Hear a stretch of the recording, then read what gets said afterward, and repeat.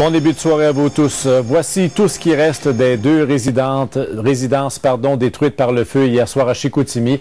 Donc aujourd'hui, l'heure est au bilan. Les pompiers tentent toujours de comprendre d'ailleurs ce qui s'est passé, mais pointent du doigt le poêle barbecue qui s'est soudainement enflammé. Les familles sinistrées ont reçu l'aide de la Croix-Rouge. Mireille Chailly.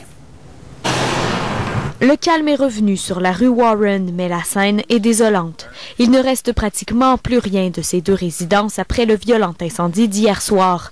Le feu s'est déclaré vers 17 h derrière le 11-18 et s'est propagé à la maison adjacente.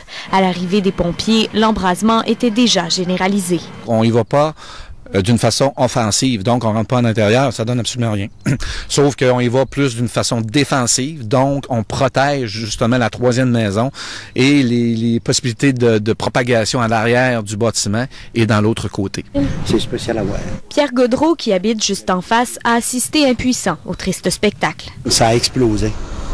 Fait que là, moi j'ai traversé. J'ai dit, je savais qu'il y avait du monde à l'intérieur. Puis là, comme je traversais à la maison, les autres sortaient. Fait que là, le monde est sorti. Disons que ça a pris 10 minutes avec sa flamme complète. Cet autre témoin considère qu'il a eu beaucoup de chance. Il demeure à côté du foyer de l'incendie. Il a vu une immense boule de feu par sa fenêtre. Il se réjouit de savoir que personne n'a été blessé. Il affirme que ses voisins sont sous le choc. La madame, disons, est débinée pour elle à brûler 2 maisons. Mais c'est des accidents, hein? Le feu aurait pris naissance dans un barbecue en fonction. Ces grilles tordues en sont les seuls vestiges. Pour l'instant, les pompiers n'écartent aucune hypothèse. Ils ne savent pas encore si l'appareil était défectueux ou si c'est sa proximité avec des matériaux inflammables qui a causé l'incendie. Dans le cadre de cet incendie-là, je sais que le barbecue se retrouvait à moins d'1 mètre d'un treillis. Donc, le treillis, c'est un treillis qui était traité à la créosote, puis on sait que la créosote, c'est extrêmement inflammable, un coup qui s'est allumé, là. Une enquête est en cours pour déterminer précisément ce qui s'est passé hier soir. Les résultats devraient être connus d'ici 2 semaines. Mireille Chailly, Radio-Canada, Saguenay. Et au moment où d'ailleurs à peu près tout le monde commence ces jours-ci à utiliser leur barbecue régulièrement, on va y aller de quelques conseils de sécurité lors de l'utilisation de ce type d'équipement avec l'aide d'un pompier de Saguenay. Vous l'avez vu tout à l'heure dans le reportage, le capitaine François Marin. Ce sera donc un simple petit barbecue s'est transformé en drame pour 2 familles de Chicoutimi. Et ce qui s'est passé aurait pu vous arriver. À peu près tout le monde possède un poêle au propane dans sa cour. Peut-on prévenir les explosions? Comment faire pour s'assurer qu'on utilise nos barbecues en toute sécurité? Avec nous, le capitaine François Marin du service des incendies de Saguenay. Bonsoir et bienvenue, M. Marin. Bonsoir, M. Lemay. Je vous lance sur un chiffre intéressant que vous avez mentionné aujourd'hui. Il y a 95% des incendies impliquant des barbecues qui sont causés par des erreurs humaines. Effectivement. Alors, on regarde nos statistiques depuis quelques années.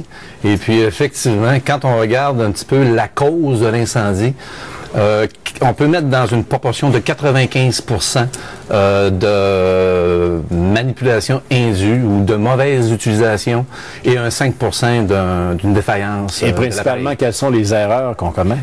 Ben, le manque de vérification, je vous dirais, au début de l'année. C'est sûr, il y a une façon, il y a on dirait un protocole là, de vérification de l'appareil au barbecue qu'il faut qu'il soit fait au début de chaque saison. Alors, qu'est-ce qu'il faut faire pour utiliser nos barbecues en toute sécurité? Justement. Donc, première chose qui doit être faite, c'est le diffuseur. Donc, on enlève le diffuseur à gaz, on regarde l'obstruction. Est-ce qu'il y a des toiles d'araignée, des choses comme ça? On regarde, ça, c'est le tuyau qui part du barbecue qui s'en va à la bonbonne? Effectivement. C'est-à-dire qu'à l'intérieur du barbecue, vous regardez le diffuseur, c'est un élément qui diffuse le gaz, et puis on l'enlève tout simplement, on voit s'il est obstrué. Donc, s'il est obstrué par, je vous dirais, des toiles d'araignée, des choses comme ça, on emploie ce qu'on appelle un cure-tip, et puis on déloge. Deuxième des choses, on vérifie la tuyauterie. L'alimentation qui nous amène jusqu'au brûleur. Donc, la tuyauterie, est-ce qu'il est fissuré? Est-ce qu'elle est craquée? Des choses comme ça. Troisième des choses, évidemment, la fameuse bonbonne. Est-ce qu'elle est rouillée? Est-ce qu'elle est due pour être changée? C'est bon pour combien de temps, par exemple? Une dizaine d'années, je vous dirais. Et puis, à partir du moment où on prend la bonbonne, on la collecte à l'appareil comme tel, il faut faire une vérification à l'eau savonneuse. Une vérification très simple. On applique de l'eau, du savon. Du savon, on ouvre la bonbonne. Si ça fait des bulles, j'imagine qu'il y a une fuite. Effectivement, c'est le cas. Bon, vous dites que c'est jamais la bonbonne qui explose aussi, c'est toujours une accumulation de gaz qui se fait dans un endroit plutôt fermé. C'est un peu ça le problème? À 23 ans de carrière, je vous dirais que j'ai rarement vu une bonbonne exploser, dépendamment comment est-ce qu'elle est située sur le sol. Sauf que normalement, elle est debout, donc vous avez ce qu'on appelle un trop-plein, une valve de surpression. Donc, normalement, lorsqu'il y a une pression, lorsque les flammes lèchent la bonbonne, la valve de surpression va jouer son rôle, va mettre à l'extérieur le trou de pression. Elle va s'enflammer, mais c'est le travail, c'est le travail normal. À quelle distance il faut avoir la bonbonne de la maison pour que ce soit sécuritaire? Si on parle de l'appareil total, il faut qu'il soit à 1 mètre. 1 mètre. De tout. Quand même 3 pieds, c'est pas énorme, c'est pas une grosse distance. Non, mais en cas d'incendie, on a le temps d'évacuer nos gens à l'intérieur de la résidence. Et puis, c'est important. Et souvent, c'est pas évidemment nous qui remplissons la bonbonne, on la fait remplir dans des établissements là, prévus à cette fin. Il faut pas remplir sa bonbonne à pleine capacité. Normalement, ceux qui remplissent les bonbonnes ils ont la licence pour le faire. Normalement, de mémoire, 80%. Donc, la bonbonne est remplie à 80% de sa capacité. Il y a toujours un 20% pour ce qu'on appelle la tension de vapeur qui est reliée directement à la soupape de surpression. Oui, d'accord. François Morin, je rappelle que vous êtes capitaine au service des incendies. Merci beaucoup. Évidemment, on se souhaite le moins possible de drame comme ceux d'hier. Merci beaucoup. C'est une erreur humaine qui serait possiblement à l'origine de l'incendie qui a détruit 2 maisons hier sur la rue Warren à Chicoutimi. L'enquête du service des incendies et les conclusions de l'ingénieur qui a analysé le poêle barbecue ne seront complètes que dans une semaine. Mais Jean, les pompiers ont déjà une bonne idée de ce qui a pu se passer. Oui, une défectuosité du poêle est toujours possible, Louis, mais les pompiers penchent davantage pour l'hypothèse de l'erreur humaine et surtout de l'environnement immédiat où se trouvait le poêle à barbecue.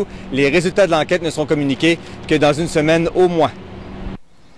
L'ingénieur chargé d'analyser les restes du poêle barbecue a passé une partie de l'après-midi sur le terrain.